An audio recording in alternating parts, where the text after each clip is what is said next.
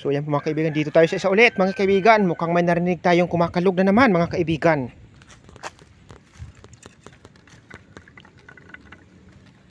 Yan po siya oh. Ano kayo ito mga kaibigan? Narinig nyo ba?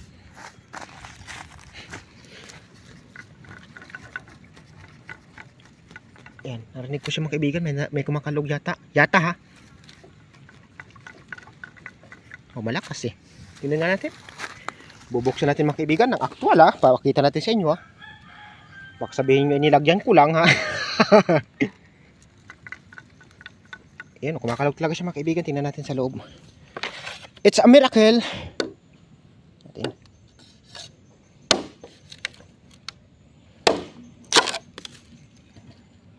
Oh no. What's this mga kaibigan? Siya pa, parang siyang kumakalog siguro. Tingnan natin. Ano kaya ito? Ah? Seryoso mga kaibigan, no? Oh. Ayan po siya mga kaibigan. Siya ang kumakalog pala dito sa loob, oh. Ano to, bato?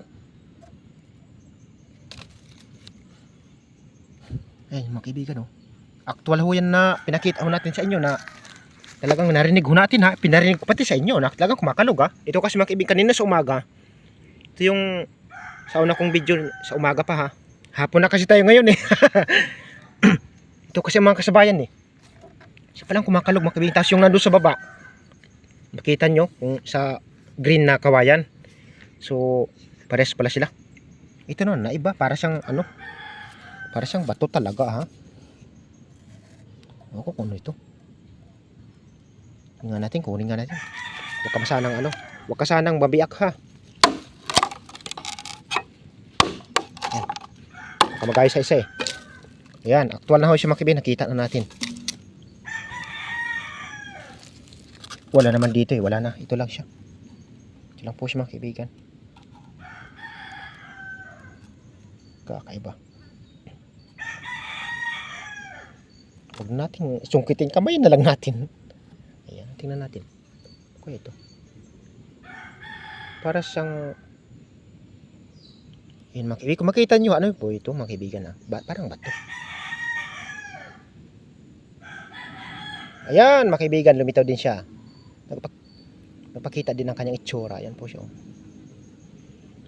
Siya palang kumakalog dito sa lubong kawayan. Nagulat ako akala ko prank lang. So pinakita ko sa inyo talaga mga kaibigan para makita niyo talagang hindi talaga prank. Ayan. So ayan mga kaibigan, nakita na ho natin kung ano ang nandito sa loob ng kawayan.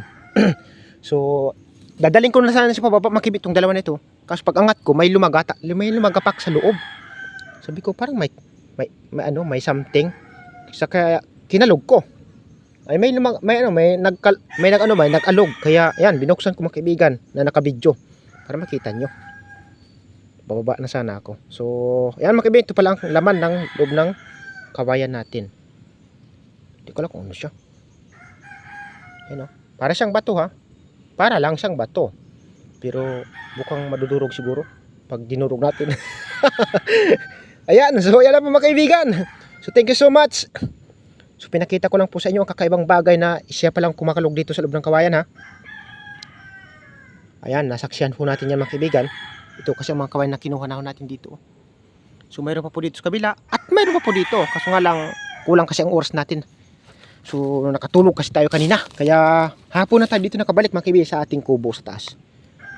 So busy pa po tayo mga kaibigan. So pasensya na po kayo kung naka po ako mag-upload ng video ha. Ayan, so yan na po mga kaibigan. Ito pong ating nakita or natagpuan sa loob ng kawayan mga kaibigan. Kakaibang bagay na para siyang bato oh. Na para siyang bato. Na para talagang bato oh. Tutok natin ng kaunti. Ayan. Ayan, so kung nagustuhan po ninyo aking video mga kaibigan, ay wag naman po ninyong kalimutan na i-like, mag-share or share at higit sa lahat mag-subscribe para lagi pa rin po kayong updated sa mga susunod yung video na i-upload. God bless us all mga kaibigan. Bye-bye.